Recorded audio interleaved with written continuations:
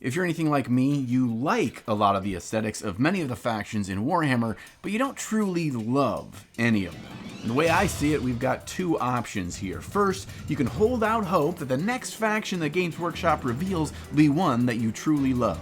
Good luck with that. Or option the second, you take the parts of the factions that you like, you combine them to make one that you truly love. You know, there are certain aesthetics that speak to our nerdy soul, the kinds of things that when we see pictures of them, our little brain says, that is awesome. For me, it has always been ninjas and samurai. Master of karate and friendship for everyone! And that probably shouldn't come as a surprise to anyone, given the fact that the name of this channel is just the word ninja and my name squished together. My favorite cartoon as a kid, Teenage Mutant Ninja Turtles. My favorite childhood video games, Ninja Gaiden and Samurai Showdown. Heck, the first time I saw the film Seven Samurai, I was 10 years old. I mean, we can all agree that the katana is a far superior weapon to the broadsword, right? Good. Now let's make a samurai. Games Workshop likes to gently lean into certain aesthetics in designing their factions, mashing classically strong themes with their own designs and slap on a bunch of dumb symbology. The main reason they can do this is so they could take legal action on anyone trying to infringe on their IP, which I understand, but what that ends up meaning is oftentimes these look like a convoluted Frankenstein monster rather than a defined aesthetic. So if I want to make a faction that has a more authentic Eastern feel, I'm going to have to scrap together pieces from a wide variety of Warhammer factions. They sprinkle these bits all over the place, but honestly searching for the diamonds in the rough is kind of fun. A very Asian-inspired vampire warband has recently been released for Warcry. And there's some stuff to really like here, but they aren't wearing any armor, and they don't use katanas, and they kind of feel more like meth heads than noble warriors. I can work with the bottom half of these guys, but I need more armor. I found a torso from another Warcry kit that has these beautiful plated shoulder pads and a bulkier frame in general. So every project needs a starting point, and we've got a good one here. We can combine these two pieces as our framework and see how we can build off of them. Whenever I'm kit bashing models, there's a couple of easy steps I make sure to follow to ensure that the final product is dramatic. The first thing I'm going to do is try to achieve a natural feeling pose. The last thing we want is for this model to look like it's kit bashed and feel rigid like a Barbie doll. I'll approach this step like woodworking, where I'm slowly carving away at different sections of the plastic to make sure things fit smoothly. I'm not worried about the final details so much as a natural pose. For this model, I want to carve away at the waist and even take a bit of length off of his torso to ensure the proportions feel equal. If his body feels way too big for his little legs, it doesn't matter how much we do later to improve the final look, it's always going to feel off. And sprue goo is a secret weapon here. This goes a long ways to make pieces fit together well. Since it's just melted plastic, it can fuse pieces together really quickly and easily without gaps.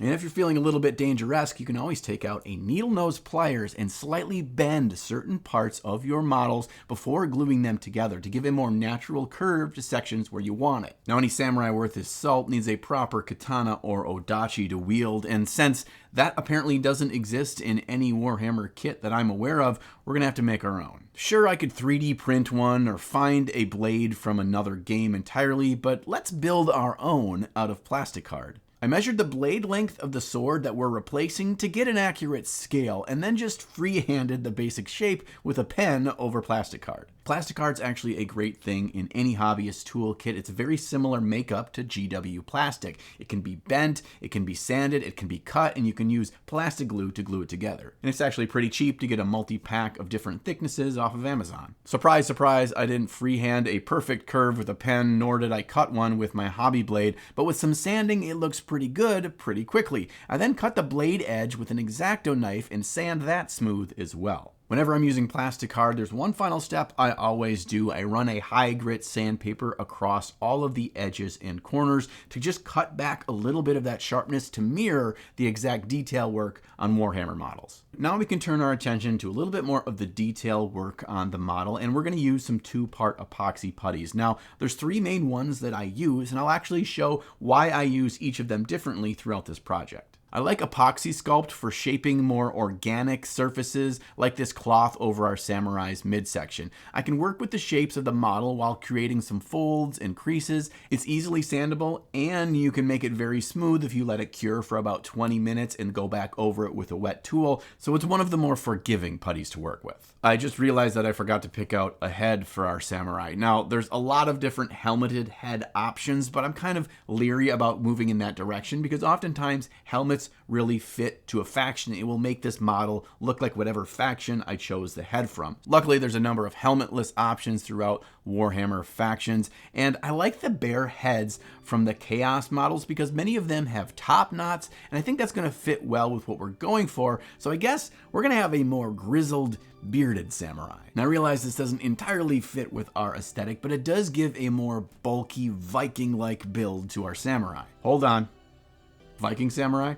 Okay, I'm in for this. All right, we got his head figured out, but now I'm distracted by a different detail I'd like to add to this figure, and that would be a sashimono. These are traditional war banners worn by soldiers in feudal Japan. Luckily, this bit actually exists in the Lumineth Realm Lord range, even though that faction has next to no other Asian-inspired aesthetics. Whatever, I'm gonna steal it. Now I'm going to need to remove that Lumineth symbol from the flag, and thinned milliput is great for this. Just mix some of it together with some isopropyl alcohol until you get a thin slurry. You just cover the detail that you want filled with this stuff, let it dry, and repeat the process for a few more layers. Once it's dried, you can just sand away at the surface until the detail you're trying to fill disappears.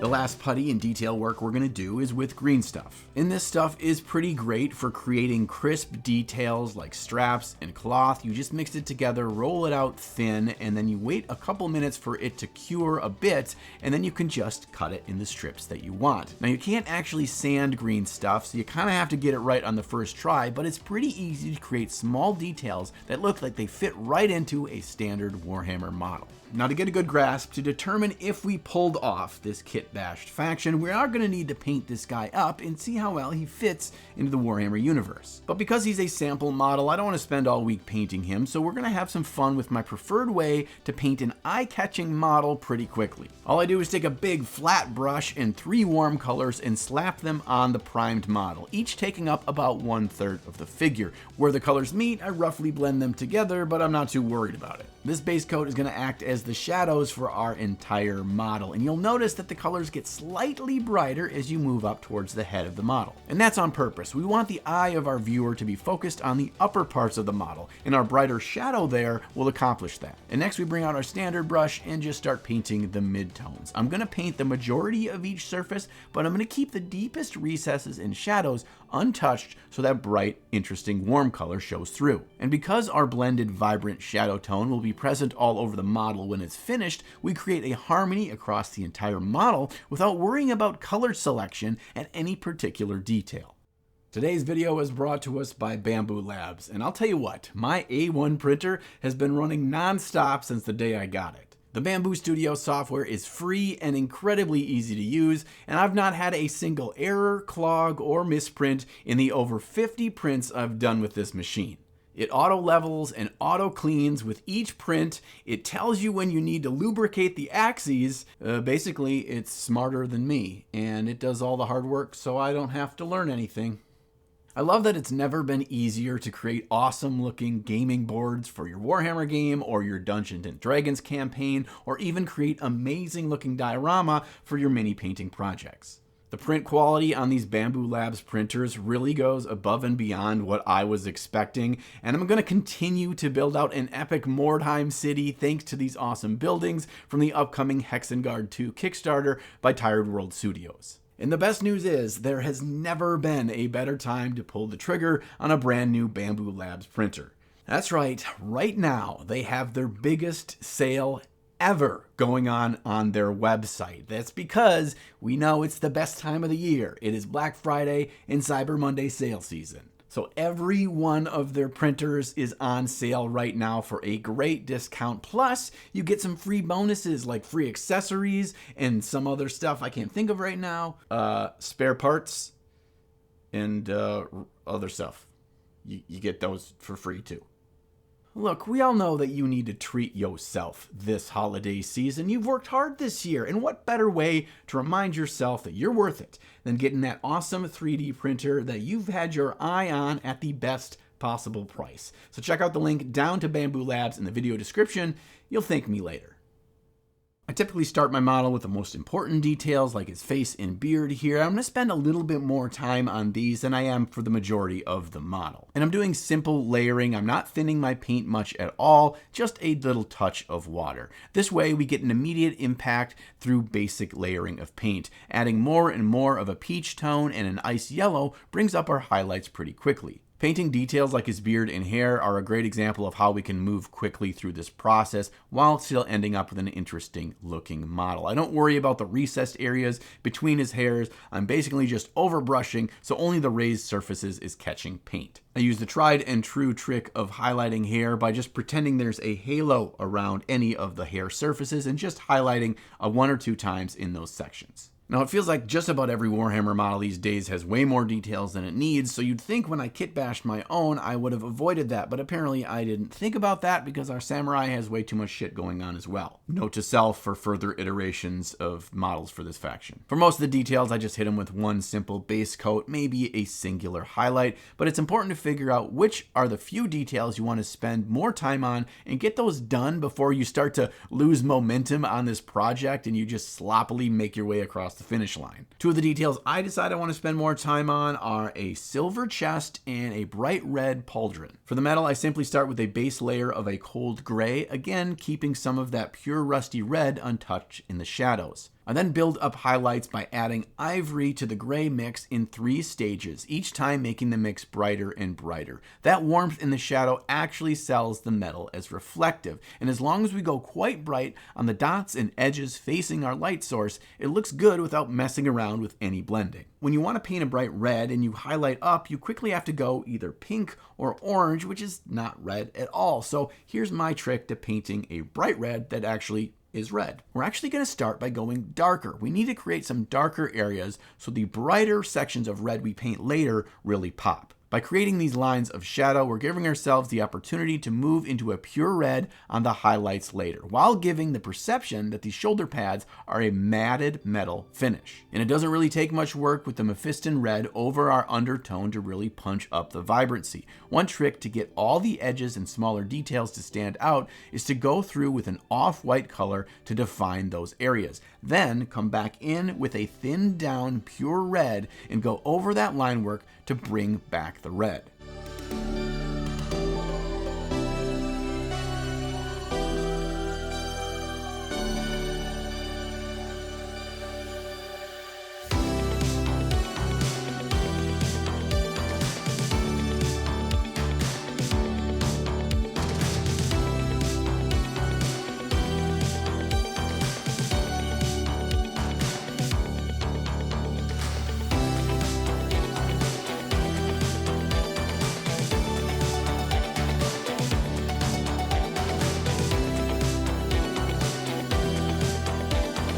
At this point, I'm working my way around all the other tiny little details across this model, and I had the realization that I actually hadn't thought through a color scheme for this faction. Whoops. I know I don't want it to be too over the top and gaudy, but I do like our primary red color on the shoulder pads, so why not go with a complementary color scheme, and that would be a green. When you don't want to go with a very cliched bright grass green, you can always mix in some green to other desaturated colors and create more neutrals that will still read as green without being too in your face. Let's try it out by going with a desaturated green cloth skirt that he's wearing to keep it with a more natural feel. As I highlight up, I'm not adding more green, I'm actually mixing in a khaki color. Large flowy sections like cloth and cape can be the downfall to any kind of speed painting, and one thing that I try to do to really ensure it looks good and not take much time is to paint in tiny scratches for the highlights instead of trying to blend. For this, you do want to make sure your paint is properly thinned, about 2 parts water to 1 part paint, and you're just going to barely touch the surface of the model with your brush, and those lines will fade away as you build them up layer over layer really quickly to create the highlights. Our hero here has the hide of some sort of badass reptilian beast across his shoulders, and when I was first making him, I thought maybe this doesn't fit the aesthetic well, but now that we're going with a more brutal Viking samurai, I think it fits right in. I'm starting to envision these samurai as wandering warriors, oath-sworn to track down and eliminate evil in the deepest, most uninhabitable corners of the world. The garb from their homeland is augmented by what they need to arm themselves with from the hostile environments they now traverse. Feel like I'm getting dangerously close to developing a full background and lore to this faction. Please, send help. I keep the recesses between scales untouched so our rich red shadows show through, then build up with our wonderful jade color from Pro Acryl to give us a wide variety of green details around the model and build them up with a few highlights. We're nearing the end of the paint job for this faction sample, but I feel like we're missing a little bit of pop or punch. There's not a lot of bright, eye-catching colors on this model, and we do need to do it sparingly, but I do think he could benefit from a little gold. I know you're thinking non-metallic metal gold on a quick paint job is a dumb idea, but hear me out here. We just need 3 colors: Mournfang brown, a yellow ochre, and an ice yellow. You just use that brown as our standard midtone, and we can mix up half steps as we work our way up through these 3 colors if we want a smoother transition, but by and large, I don't find that it's needed on a lot of the smaller details.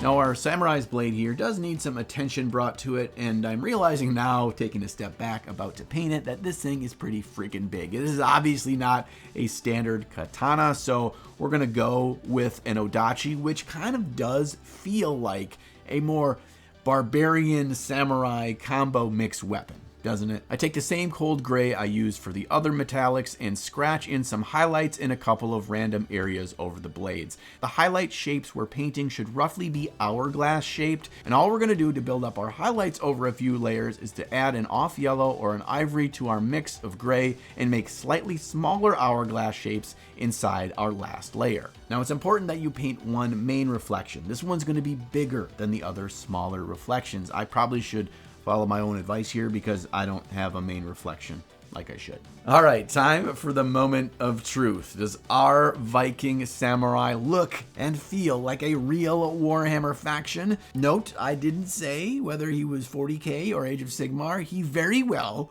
could be a space samurai. There's no way this guy loses to Tau. Ever.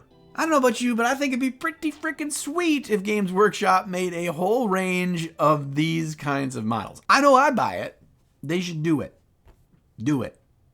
Do it, Games Workshop. Do it. And I bet you thought that I was done asking you questions that I want your answers to down in the comment section below. Well, I'm not. Question 1, do you want me to keep making more unique models for this faction? Maybe I can create an entire Warcry warband or Underworld's warband, because if that's something that you want to do, I will totally make this thing a whole real faction for people that like the stuff that I like. And question the 2nd, what do we name this faction? I am open to all suggestions. Funny suggestions, serious suggestions, meme suggestions like the stupid names that Games Workshop calls their own factions.